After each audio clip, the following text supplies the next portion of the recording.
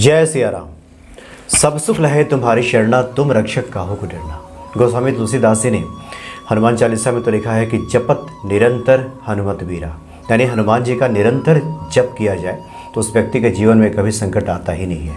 हमेशा जप किया जाता है हनुमान जी का। लेकिन फिर भी कुछ विशेष दिन भी होता है जिस दिन अगर हनुमान जी की पूजा आराधना कर ली जाए तो जो फलाफल है कई गुना बढ़ जाता है। वैसा ही होली के मौके पर अगर हनुमान जी की पूजा आराधना की जाए तो इसका जो फल है कई गुणित यानी कई गुणा बढ़ करके व्यक्ति को प्राप्त होता है और पूरे साल हनुमान जी की कृपा बरसती रहती है, धन धान्य की कभी कमी नहीं होती। इन तमाम बातों की हम आज चर्चा करेंगे चूँकि आचार्य जी ने काफ़ी कुछ खंगाल करके काफ़ी कुछ आपके लिए ले करके आए हैं, जो आप इन उपायों को करेंगे और अपने जीवन में आप चमत्कारिक अनुभव देखेंगे जिसमें काफ़ी कुछ बदलाव आपके जीवन में आएगा। आपके सामने उपस्थित हैं ज्योतिषाचार्य डॉक्टर रजनीकांत श्रीवास्तव जी, जो कि ललाट विद्या के बहुत अच्छे जानकार हैं, हनुमान जी के भी अच्छे साधक हैं, ये बताने की आवश्यकता नहीं। स्वागत है आपका आचार्य जी। जय श्री राम। जय श्री राम। जय श्री राम। जय हनुमान जी। जी आचार्य जी, होली तो काफ़ी करीब है, होली के मौके पर क्या बताने जा रहे हैं आप? देखिए दर्शकगण, मैं बताना चाहूँगा कि होलिका दहन के दिन हनुमान जी का कुछ खास उपाय मैं बताऊँगा, क्योंकि मैं हनुमान भक्त हूँ। वैसे तो आपको पता ही है कि भद्रा काल में होलिका दहन नहीं की जाती है, उसका समय उस हिसाब से निर्धारित की जाती है। इस साल का जो शुभ मुहूर्त है वो रात्रि 9:06 से लेकर 10:16 तक निर्धारित है होलिका दहन का। और विभिन्न क्षेत्रों में अलग अलग आपके आचार्य जी होंगे, ज्योतिषाचार्य होंगे, प्रकांड विद्वान होंगे, वो लोग अपने क्षेत्रीय समय के अनुसार भी इसको देख लेंगे। हम तो दिल्ली के सराउंडिंग एरिया का ही बात बता सकते हैं, तो ये मैंने बताया है। और इसमें ये देखा जाता है कि होलिका दहन कभी भी भद्रा काल में नहीं किया जाता है, क्योंकि अशुभ माना जाता है। और आप सभी जानते हैं कि बुराई के ऊपर सच्चाई की जीत, अन्याय के ऊपर न्याय की जीत का ये प्रतीक है। और इस दिन कुछ हम लोगों का त्यौहार इस तरह से है कि ये सीजनल फसलों से भी जोड़ के देखा गया है। और होली और दीपावली के लोग के समय में आपने देखा होगा कि लोग जादू टोना बहुत करते हैं। नवरात्रि में, होली में, दिवाली में सब लोग ज़्यादा करते हैं, ग्रहण काल में इसमें बहुत करते हैं। और चूँकि ये कलयुग है तो इस कलयुग में क्या देखेंगे आप कि लोग अपने दुख से उतना दुखी नहीं है जितना कि दूसरे के सुख से दुखी है। कोई किसी का कारोबार बंधवा रहा है, कोई किसी के रंजिश की वजह से उसका कोई काम बिगाड़ रहा है, कोई यंत्र मंत्र तंत्र जादू टोना करके उसके बेचारे का काम बांध दिया, उसकी घर की बरकत रोक दी। चौराहे पर लोग फेंक देते हैं, कुछ करके रख देते हैं, कुछ लोग तिराहे पर रख देते हैं, जिससे आम आदमी भोले भाले लोगों को, जिनको ज़्यादा पता नहीं है, किसी को लांघन दोष हो गई, किसी के ऊपर कोई बुरी निगेटिव ऊर्जा चली गई, उसका काम रुक गया, किसी के रोज़गार पर पड़ गया, नौकरी पर पड़ गया, मैंने इस तरह की ज़्यादा चीज़ें हैं। उन बातों को भी मैंने इसमें समाहित किया है कि किसी भी तरह की किसी को कोई परेशानी न हो। दर्शकगण, मैं एक चीज़ बताना चाहूँगा कि हनुमान जी के सामने दुनिया की कोई भी चीज़ें उनसे बड़ा नहीं है और टिक नहीं सकती। चाहे भूत हो, बेताल हो, चुड़ैल हो, पिशाच हो, डायन वाला लोग मेथड अपनाते हैं, ब्लैक मैजिक करते हैं, जादू टोना कुछ भी करते हैं। अगर आप सच्चे मन से हनुमान जी के साधक हैं, उनकी भक्ति करते हैं, तो एक तो आपको टच ही नहीं करेगा। अब इस मौके पर चूँकि ये जो समय चल रहा है होलाष्टक का और होलिका के दहन के दिन, उस दिन तक बहुत ज़्यादा इन सब चीज़ों का प्रभाव रहता है। लोग कहीं कुछ फेंक देते हैं, कहीं कुछ कर देते हैं, तो इससे भी आपको बचना है। जी जी बिल्कुल। और जो लोग इन कार्यों में हैं उनसे भी मेरा आग्रह है कि आप लोग ऐसा काम नहीं करें, क्योंकि कहा गया है कि जो जैसा करता है वैसे भरना तो पड़ता ही है। आप दूसरे के लिए कुआं खोदोगे तो एक दिन आप भी कुएं में गिरोगे, ये तो क्लियर बात है। तो आप दूसरे के लिए गड्ढा ना खोदें, ऐसा कोई काम ना करें।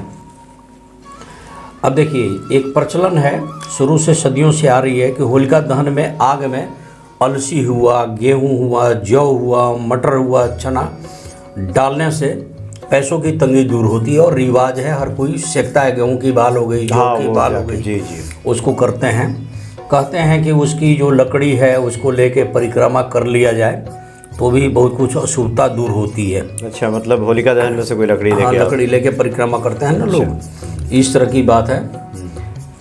जिन बच्चों को पढ़ाई में बिल्कुल मन नहीं लग रहा है, अब देखिए हम इसको पॉजिटिव के हिसाब से भी लेके चल रहे हैं। बिल्कुल बिल्कुल। वो उस दिन नारियल, पान, सुपारी उस बच्चे का हाथ लगवा के होलिका दहन में जरूर डाल दें। नारियल, पान और सुपारी। सुपारी, ये 3 चीज़ें डाल दें तो नारियल हुआ, पान हुआ, सुपारी हुआ, तो बच्चे के पढ़ाई की तरफ अट्रैक्शन बढ़ जाएगी। अभी कुछ लोग पूछेंगे सूखा नारियल कि पानी वाला नारियल। सूखा ही डाल दीजिए, सूखा डाल हाँ दीजिए। हाँ, जी, जी। उसमें डाल दीजिए। अब रही बात सुख समृद्धि बढ़ाने के लिए, जिसको हम लोग बोलते हैं प्रॉस्पेरिटी। प्रॉस्पेरिटी के ऊपर जैसे कि आदमी की आर्थिक तंगी है, चाहे जो भी है, परेशानी है सुख शांति में, तो अग्नि में एक लौंग, एक बतासा और एक पान का पत्ता और सूखा नारियल जरूर चढ़ा देना चाहिए। बाकी तो माता बहनें सब उस दिन तो होलिका की पूजा करती हैं, सबको पता ही है। पितरों की भी हम लोग पूजा करते हैं, उनके आसन पे भी, माने स्थान पे भी जाते हैं। मतलब हर आदमी चढ़ा दे तो बढ़िया है। बहुत ही अच्छा है, आर्थिक उससे समृद्धि, उनकी प्रॉस्पेरिटी बढ़ती है, प्रॉस्पेरिटी वगैरह ये सब काफी सुख उसमें शांति बढ़ती है, प्रॉस्पेरिटी बढ़ती है। जी जी जी। जिनको धन प्राप्ति की बहुत लालसा है या उनको धन प्राप्ति की ही कामना है मन के अंदर, तो होलिका दहन के दिन अपने पर्स में एक बड़ का पत्ता रखें जिसपे श्री सीताराम लिख दें। अच्छा, मतलब होलिका दहन के दिन में हाँ। सुबह एक बड़ का पत्ता तोड़ के लाएं और उस पर श्री सीताराम लेके और हनुमान जी के सामने प्रणाम करके, और चाहे तो उनको हनुमान जी के चरणों में टच करा दें और उसके बाद अपने पर्स में दबा दें और रख दें, तो क्या देखेंगे कि उनको धन प्राप्ति का योग बढ़ जाता है। यानी उस पत्ते को पर्स में आप हमेशा के लिए रखे रहें, हमेशा के लिए रख ऐसी जगह रख दें जहाँ से गिरे नहीं। गिरे नहीं। हाँ जी, हाँ तो जी, इससे धन प्राप्ति का योग बने। हाँ जी, हाँ जी। अच्छा। कहते हैं कि हनुमान जी को पान का बीड़ा चढ़ाने से कई लोगों के यहाँ आपने देखा होगा मुसीबत पर मुसीबत आती है, एक बार कंटिन्यूअस उनको कुछ चलती है, दिक्कत आई तो दिक्कत लगातार ही आती है। तो अगर आप इस दिन, जिस दिन होलिका दहन है, पान का बीड़ा हनुमान जी को चढ़ा दें तो मुसीबत आनी कम हो जाती है। अच्छा, दिन में कभी भी चढ़ा दें। कभी भी चढ़ा दें। पान का बीड़ा, एक पान का बीड़ा बनाए, आप बताते भी है कि उसमें बढ़िया सा थोड़ा बस उसमें बना करके चूना वूना नहीं डाला जाता है, कहता नहीं मीठा पान हनुमान जी को पसंद है। मीठा पान का हम लोग के शास्त्रों में वर्णन है, आप हनुमान जी को दीजिए, चढ़ाइए। तो इस तरह से बहुत ही अच्छी चीज़ें मैं बता रहा हूँ, और बहुत ही सब आसान है। बड़ा आसान उपाय है। मैंने आपने देखा होगा, और काफ़ी फलदायी है। जी, मैंने जितने भी टिप्स बनाए हैं आसान भी बताए हैं, और लगभग 80% लोगों को लाभ भी मिल रहे हैं। जिनका बहुत ज़्यादा क्रिटिकल केसेज हैं उनमें थोड़ी अभी बहुत ज़्यादा सफलता नहीं है, समय लग सकता है, समय लग सकता है, लेकिन और एक इलीगल रिलेशन के ऊपर भी हमारे पास लोगों के कई फ़ोन्स आते हैं कि मैं ये चाहता हूँ, वो चाहता हूँ, तो उस केस में हनुमान जी सुनवाई कम करते हैं। जी जी, चूँकि हम लोग हमेशा कहते हैं हनुमान जी सब कर सकते हैं। सब कर सकते हैं। सब करने का मतलब ये नहीं है कि वैदिक जी जी अधार्मिक कार्यों में लग जाएं और कहें कि हनुमान जी क्यों नहीं कर रहे। हाँ जी, हाँ जी, हाँ जी। तो ये चीज़ें मैंने देखा है। मैंने जैसे अभी कुछ देर पहले आपसे जिक्र भी किया। जी जी बिल्कुल। एक बहुत बड़ी अचीवमेंट मेरे को मिली है किसी हमारे, तो मैंने इस तरह से तो आती हैं, हर बार किसी के विषय में चैनल पर कुछ बोलना ठीक नहीं होता। तो ये चीज़ है, तो जो मैं बता रहा हूँ कि होलिका के दिन आप लोगों को सावधान भी रहना है कि आपके ऊपर कोई जादू टोना ना करे, कोई ऐसी निगेटिव ऊर्जा न डाल दे कि आपको बाद में परेशानी हो, और अपना बचाव आप करते रहें और हनुमान जी की आराधना करें। विश्वास कीजिए कि हनुमान जी के सामने कुछ नहीं टिकेगा और आपका सब कुछ बढ़िया हो जाएगा।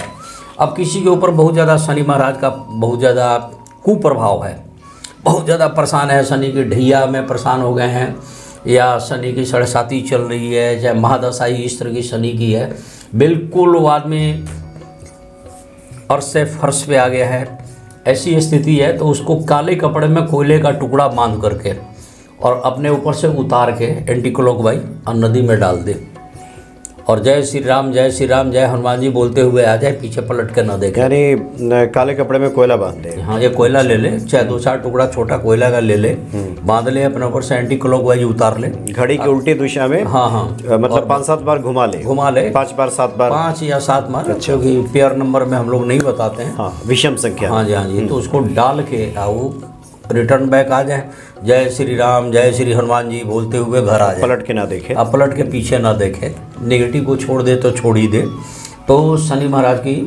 कुप्रभाव कम हो जाती है। क्योंकि ये होलिका दहन के दिन विशेष महत्व है, है। ये सब चीज़ें होती हैं, इसमें निगेटिव ऊर्जा भी बहुत सक्रिय होती हैं, एक्टिव होती हैं।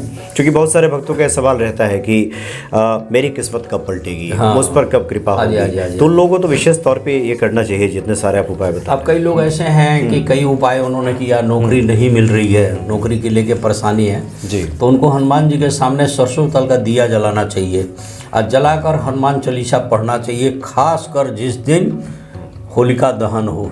सम्मत बोलते हैं ना, सम्मत के दिन हनुमान जी के सामने वो आदमी दिया जला दे सरसों तेल का और प्रार्थना करे हनुमान जी से। और हनुमान जी से कोई भी प्रार्थना करने के पहले जय श्री राम ये बोलना चाहिए। ये तो कहना ही चाहिए, ये कहना ही चाहिए। हनुमान भक्त हैं वो तो। अब कई लोग ऐसे हैं जिनका कार्य व्यापार, तो ये थोड़ा स्पष्ट करते हैं, जो सरसों तेल का दीपक जलाना है हनुमान जी के सामने, उसमें भी देखिए वो 3 मुँह वाली दिया ज़्यादा अच्छी होती है। अच्छा, 3 मुहा दिया, अच्छा, वो ज़्यादा अच्छी होती है, मैंने बहुत अच्छा माना गया है। किसी किस में पंचमुखी दिया की भी जरूरत पड़ती है, एक मुख की भी जरूरत पड़ती है, मैंने हर केस में अलग अलग चीज़ें हैं। तो एक घर में हनुमान जी के सामने या मंदिर चले जाएं, कहीं भी कर लें, कहीं भी भाव उत्पन्न होना है। इस तरह के भी बहुत सारे सवाल आते हैं कि कहाँ करें हम। भाव जरूर उत्पन्न होना चाहिए कि हनुमान जी की मैंने जहाँ भी पूजा करें तो ठीक ठाक से करें, भाव उत्पन्न हो जाना चाहिए। अच्छा, पूजा करते वक्त एक बात का जरूर ध्यान देना चाहिए कि पर्स में मोबाइल ना हो, रेडिएशन नहीं होना चाहिए, क्योंकि सारे ये जो चीज़ें हैं सकारात्मक ऊर्जा, तो उसमें विकिरण एक पैदा होती है, तो रेडिएशन होती हैं या कोई भी इस तरह की चीज़ें, तो मोबाइल वगैरह इलेक्ट्रॉनिक्स गुड्स वगैरह अपने सराउंडिंग एरिया में नहीं रखना चाहिए, ताकि पूरा का पूरा आपका ध्यान भाव भक्ति पूरा हनुमान जी को सुपुर्द हो, उनके चरणों में अर्पित हो। ये तो बहुत अच्छी आपने बात बताई। बहुत सारे लोग तो पूजा करते हैं मोबाइल बगल में रखते हैं, हाँ, तो ध्यान रहता है कहीं घंटी वंटी बज रही है क्या, बजती है तो उठा भी लेते हैं बीच में। हाँ, तो बहुत अच्छी बात नहीं है, कुछ देर के लिए तो कम से कम पूरी तरह लगें। अब देखिए, ऊपरी बाधा के ऊपर मैं थोड़ा सा बताना चाहूँगा कि कुछ लोगों के ऊपर ऊपरी बाधा से बचने के लिए, जैसे नज़र दोष हो गई, बंधन दोष हो गई, किसी ने कार्य व्यवसाय सब बांध दिया, तो उस दिन होलिका दहन की रात में बजरंग बली को चमेली का तेल चढ़ा देना चाहिए। अच्छा, चमेली के तेल में एक खासियत ये भी है, ये जादू टोना ये सब चीज़ काट देता है। चमेली का जो तेल है, तो चमेली का तेल उस दिन जरूर हनुमान जी को चढ़ाना चाहिए। कर दें। हाँ, लेकिन ये करना है रात के टाइम में, होलिका दहन के बाद ये आपको करना है। होलिका दहन की रात में बजरंग बली को चमेली का तेल जरूर चढ़ाना चाहिए और प्रार्थना करना चाहिए कि हे प्रभु, आप मेरी रक्षा करें और मैं भगवान राम का भक्त हूँ, आप अपनी कृपा हमारे पर करें। अगर किसी आदमी को लगातार अनावश्यक मुसीबत, माने अननेसेसरी कई बार होती है ना, अननेसेसरी एक्सपेंसेज हो गई, अननेसेसरी कोई हर्डल आ गई लाइफ में, अननेसेसरी क्लेश हो जाती हैं, माने कोई पूर्व सुनियोजित ढंग से ना हो, या कोई ऐसा नहीं अननेसेसरी प्रॉब्लम आ रही है, तो इस दिन हनुमान जी को लाल गुलाब या गुड़हल के फूल की माला जरूर चढ़ाना चाहिए। सबसे बढ़िया होता है गुड़हल के फूल की माला। किस दिन? होलिका दहन के दिन गुड़हल के फूल की माला बना दीजिए, 11 फूलों का, 51 फूलों का, 21 फूलों का, 31 माने 31 फूलों का, और हनुमान जी को जय श्री राम बोल के और उसके बाद उनको गले में चढ़ा दिए। ना गुड़हल हो, गुलाब लगाइए, उनको लाल चीज़ पसंद भी है तो आप उनको चढ़ा दीजिए। तो क्या देखेंगे कि अन्य आवश्यक मुसीबत से आप बचे रहेंगे। अननेसेसरी जो हर्डल लाइफ में आती है, ऑब्स्ट्रक्शंस होती है, कार्य में रुकावट हो गए, फंस गए बेवजह। कई बार ये देखा जाए कुछ लोग ना अनलकी से बन जाते हैं, बार बार प्रयास कर रहे से उनको लाभ नहीं मिलता है, तो ऐसे लोगों के लिए ये उपाय बड़ा कारगर है, इसको करना चाहिए हनुमान जी के सामने। जैसा कुछ लोगों का प्रश्न होता है कि क्या जो आर्टिफिशियल फूल आजकल जो लाल लाल गुड़हल का सब आ रहा है, क्या उसको मतलब पहना देना चाहिए क्या? देखिए, ईश्वर को, भगवान को, विशेषकर आर्टिफिशियल फूल पित्र वगैरह जो हैं उनकी तस्वीर घर में लगी रहती है। रोज़ अगर संभव नहीं है कि फूल उतना ऊंचा पर टांग के उनके तस्वीर पर है, तो उनको इस तरह की फूल चढ़ा दीजिए। अच्छा, मतलब माला पहना दीजिए। लेकिन त्यौहार पे तो आपको रियल ओरिजिनलिटी पर आना चाहिए। त्यौहार पर तो फूल अर्पित कीजिए उन्हें, अपने पितर वगैरह हैं, भगवान के ऊपर तो देखिए नेचुरल ही डालिए। हाँ, उनके ऊपर तो नेचुरल ही, कृत्रिम ठीक नहीं है। हाँ, तो आर्टिफिशियल चीज़ें अच्छी बात नहीं है। अब एक चीज़ और बताना चाहूँगा कि किसी किसी के घर में अननेसेसरी गृह कलेश चलता है। बाप बेटे लड़ते हैं, माँ बेटी लड़ती हैं, या भाई बहन लड़ते हैं, गृह कलेश, या सारे मिलकर लड़ते हैं एक दूसरे से, कोई जोर से चिल्ला रहा है, कोई कुछ, माने उनकी थ्योरी आपस में मैच नहीं कर रही है, और बहुत ज़्यादा गृह कलेश है जिसको हद से ज़्यादा बोल रहे हैं। ऐसे लोगों को चाहिए कि लाल बूंदी के 5 लड्डू का भोग लगाकर हनुमान जी को भोग लगाइए और वहाँ 2-4 मिनट खड़ा रहिए, हनुमान चालीसा पढ़ना है, हनुमान चालीसा पढ़िए, जय श्री राम का नारा लगाइए, भक्ति भाव से करिए और उसको ला के पूरे परिवार बांट के उसको खाइए। तो उस दिन का ये इस तरह का काम करने पे क्या होगा कि उनके घर में गृह कलेश कम हो जाता है। वैसे भी जनरल भी हम लोग बोलते हैं जी कि जिस घर में गृह कलेश ज़्यादा हो वहाँ गायत्री मंत्र का पाठ करना ज़्यादा अच्छा होता है। तो लोग करते नहीं है गायत्री मंत्र, कई बार कई स्कूलों में पढ़ाए भी जाते हैं, उम्र बुआ स्व ये सब बताए जाते हैं। तो गृह कलेश को शांत करने के लिए ये एक बहुत बढ़िया उपाय है, टिप्स जो मैं बता रहा हूँ। इस टिप्स को करिए कि आप हनुमान जी को लाल बूंदी वाला लड्डू उनको चढ़ाइए और उसको भोग लगा के घर लाइए और पूरे परिवार आपस में बांट के खाइए। हाँ, अब जिसके यहाँ बहुत ज़्यादा गृह कलेश है, एक लड्डू लाए, दूसरा बोला तेरा चढ़ाया हुआ मैं नहीं खाऊंगा, तो भाई मैं कुछ नहीं कर सकता। ये तो मतलब कम से कम उस दिन कोशिश करें कि मेल मिलाप बन जाए, प्रसाद तो कम से कम बांट के खा। अच्छा देखिए, होली तो प्रेम का त्यौहार है ही, स्नेह का त्यौहार है। प्रैक्टिकल तो बातें ये है कि भाई हमारा ब्लड का लहू का कलर, ब्लड का कलर लाल है, तुम्हारा भी लाल है, हम तुम भाई भाई है, प्रेम पर हम गले मिलना ये है। लेकिन प्रैक्टिकल में बहुत जाए तो आजकल हर राजनीति इसमें होली में है घुसी हुई है। अब होली के दिन बहुत ज़्यादा क्लेश भी लोग कर लेते हैं, इसमें कुछ वो भी आ गई है गलत परंपरा पीने की, खाने की, उसके वजह से बहुत क्लेश होते हैं, एक्सीडेंट होते हैं, दुर्घटनाएं होती हैं, हुड़दंग करते हैं, उसमें हुड़दंग होते हैं। ऐसा नहीं होता है। हमारे ज़माने में जब मैं बच्चा था तो हम क्या देखते थे, मैंने अपनी होली की बात बता रहा हूँ कि एक टेलर मास्टर आते थे, घर के बाहर एक वो होता था जिसको यहाँ पर तो घेर बोलते हैं हम लोग, हमारे यहाँ दलान बोलते थे। हमने घर से वो थोड़ा सा हटके बैठक होता था, बैठक टाइप से होता था, कुर्सी वगैरह सब कुछ लगी रहती थी। तो एक टेलर मास्टर आते थे अपने पौधान वाला टेलरिंग का, अब पूरे खानदान का कपड़ा सिलता था। हम बच्चे थे, खुश होते थे कि नया कपड़ा पहनने को मिलेगा। ग्रुप में कपड़ा सिला जाता था और होली के दिन सुबह हम लोग मैंने खेल कूद लिए, रंग वंग खेलना है जो बच्चे सब खेल लिए। उसके बाद 2 बजे के बाद नहा धो के सभी देवी देवता के घर में गुलाल चढ़ाना होता है और जितने घर के बड़े बुजुर्ग हैं सबके पाँव पर रख के प्रणाम करते थे। नया कपड़ा पहनने के बाद दोपहर के बाद 2:30-3-4 बजे जो भी है, उसके बाद सारे लोग इकट्ठे हो गए। तो सबसे पहले शुरू होता था गांव के ब्रह्म बाबा, पीपल की देवता होते थे, मंदिर में सभी देवी देवता। उसके बाद काली माँ की मंदिर थी गांव में, शिव भगवान के मंदिर थी, मैंने सब लोग जाके वहाँ करते थे और वहीं से शुरू होता था होली का गाना, फगुआ। फगुआ जिसको बोलते थे, फागुन का शुरू होता था। होते होते होते होते गांव के पूरे दरवाजे घूमता था। जिसके दरवाजे घूमता था अपने घर से गड़ी, छोड़ा, किशमिश, बादाम, मिठाई, कोई शरबत, कोई कुछ। अब कुछ लोग गाने वाले लोगों को 2-4-5 रुपया देते भी थे। अब अच्छी खासी भीड़ होती थी, गाते गाते रात पूरी रात हो जाती थी। कितना अच्छा चलता था। बिल्कुल बिल्कुल। होली होता था, बाद में मैं देखा था कि उसमें जोगिरा भी शुरू हो जाती थी। लोग जोगिरा सररा वही करना शुरू करते थे, वो आनंद। हालांकि गांव छूटा तो उसके बाद आज तक मैं होली में नहीं गया, आज तक होली में, लेकिन मन तरसता जरूर है। जी बिल्कुल, मन तरसता है वो चीज़ देखने के लिए। तो इस तरह से होता है। तो बड़े बुजुर्ग को भी हम लोग प्रणाम कर लेते थे, अपने कुल खानदान के देवी देवता की भी पूजा होती थी। मलपुआ जरूर बनता था, एक मैंने देखा है जो कॉमन याद है मेरे को, और हनुमान जी को भी स्पेशल चढ़ता था मलपुआ। उस दिन मलपुआ जी का भोग लगता, रसमलाई भी लोग चढ़ाते थे।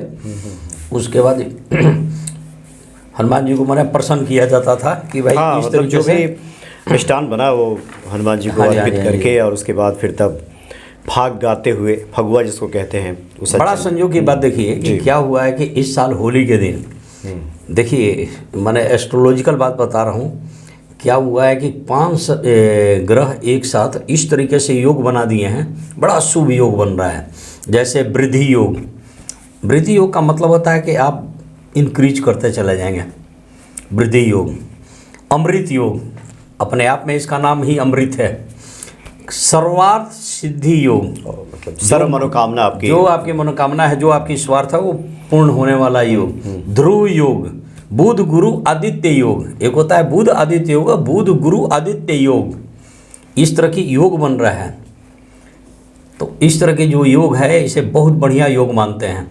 और इस दिन शुरू है। अब जिस दिन ये हो गया रंग वाली, उसके वाली जिस दिन हम लोग होलिका दहन है, नेक्स्ट डे क्या होता है कि जिस दिन हम लोग रंग खेलते हैं और फिर गुलाल खेलते हैं, तो उस दिन क्या होता है कि केसरिया बूंदी का लड्डू, साथ में इमरती बेसन का लड्डू, चाहे मालपुआ, मलाई मिश्री का भोग जरूर हनुमान जी को चढ़ाना चाहिए।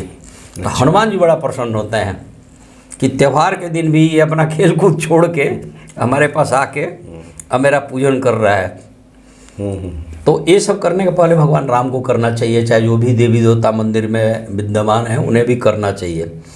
अब इस दिन देखिए, जिस दिन रंग है उस दिन कर्ज मुक्ति के लिए जो लोग नारियल पर लाल चंदन से स्वास्तिक बनाकर हनुमान मंदिर में हनुमान जी को अर्पित करते हैं और 11 बार ऋण मोचक मंगल स्रोत का पाठ करते हैं। ये कौन से दिन? जिस दिन रंग खेलते हैं, तो होली के दिन। होली के दिन तो उनका कर्ज भी बहुत, उनका ग्राफ नीचे आना शुरू हो जाता है। ये बहुत प्रैक्टिकल बातें बता रहा हूँ, समझे। तो दर्शकगण, मैं आपको बताना चाहूँगा कि मैंने उस दिन आप लोगों को बचाओ कि किसी के इस तरह की गलत एक्टिविटी में न फंसें, आपके ऊपर किसी तरह का नेगेटिव ऊर्जा का प्रभाव न पड़े या किया कराए का प्रभाव न पड़े, लांगन न पड़ जाए, किसी तरह की परेशानी है, ये बचाव में बताया। और हनुमान जी को कैसे प्रसन्न किया जाए ये भी बताया। सुख शांति कैसे बढ़े, प्रॉस्पेरिटी कैसे बढ़े, बच्चे मन से कैसे पढ़ें, कर्ज से कैसे मुक्ति हो, ये सारी चीज़ें बताया। अब आप बताइए। जी, नहीं, मुख्य तौर पे आपने सब बातें सब बता दी है और बड़े काम की है सब बातें। हाँ, सब बातें अपनी प्रैक्टिकल एक्सपीरियंस में पुरानी बातें बताई मैंने। जी यार बिल्कुल कि गांव में हमारे ऐसे ही होता था। हाँ, और मुझे लगता है कि जितने सारे लोग हैं, जो बहुत सारे भक्त हैं जो इस तरह कार्यक्रमों का इंतज़ार में थे जी, कि होली के मौके पर कुछ ऐसी बातें आए कि हनुमान जी की पूजा आराधना करके जीवन को अनुकूलता की तरफ ले जाएं। तो ढेर सारी आपने बातें बता दी हैं। आपने बताया भी जीवन के जितनी सारी परेशानियां अगर हैं किसी के जीवन में, उस दिन ज़रूर उसका सदुपयोग करें। हनुमान जी के श्री चरणों में पूजा आराधना करते हुए इन उपायों को करे तो उससे निश्चित तौर पर फलाफल की प्राप्ति होगी। बहुत बहुत धन्यवाद आचार्य जी आपका। जय श्री राम। जय श्री हनुमान जी। जय। आप लोगों के होली की हार्दिक शुभकामनाएं। जय श्री राम। जय श्री